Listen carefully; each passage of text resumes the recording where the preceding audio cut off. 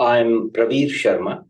I'm a consultant in the NHS, one of the NHS trusts in the Midlands, and I work for the 18 to 25 home treatment crisis team in this job.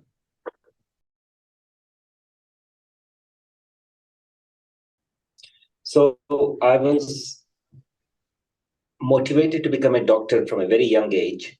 I can remember from the age of 10 or 12 years, I wanted to do something like this. I think one influence would have been my grandfather, who was also sort of a Vaidya, who we call a traditional doctor in the village setting in India.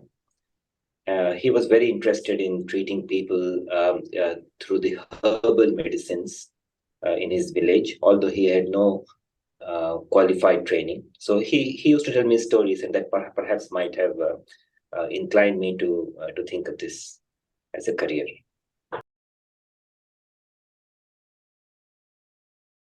So when I was a student of medicine, doing my medical school, in the fourth year, I had an opportunity to work in a psychiatric posting where I had a very charismatic professor of psychiatry. So I trained under him for 3 months. And then I went back to do further training in psychiatry after my medical degree for another 6 months. So my experience of psychiatry and treating psychiatric patients back in India was so rich and so fulfilling and rewarding that I chose to become a psychiatrist. I finished my post-graduation degree in India and came to UK for a higher degree.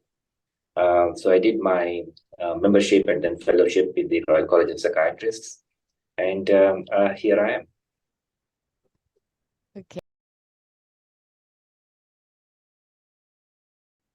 So I like the complexity of the clinical um, uh, cases that come to me.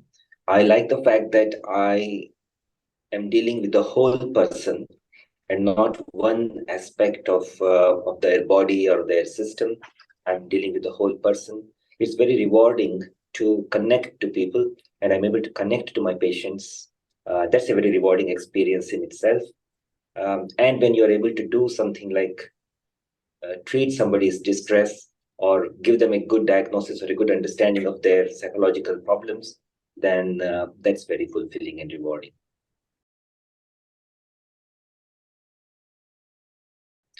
So I think my patients see me as somebody who is professional and competent, who knows what they are talking. I get several questions asked in the consultation, and I am able to mostly answer them satisfactorily. But also the fact that I don't profess to know the things that I don't know. I'm very ready to say to people that I will have to look it up and I'll come back to you on a certain question which I can't answer. Or I say to them that this is not my area of expertise. I will have to refer you to some colleague. So, this honesty and transparency is, I think, what people like. The other thing people like is the caring aspect, because I do not end a relationship with a patient at the consultation. That carries on through letters and through phone calls later on if they require. So I think this is the sense of caring that comes in my professional practice is what patients appreciate.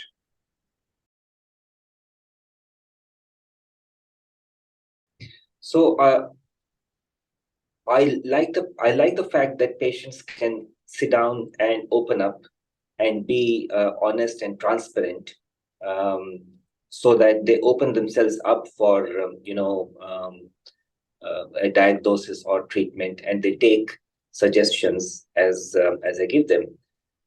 What I like about my patients is that when they don't agree with me, many patients are able to tell me that they have got their own reasons for not agreeing. So this honest to and fro with patients is what I think they like about me and I like about them.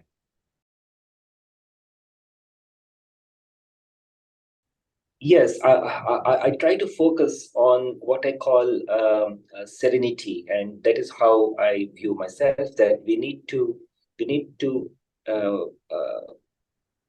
uh, aspire for some serenity in ourselves, and serenity is a quality of peace, acceptance, understanding, and functioning optimally.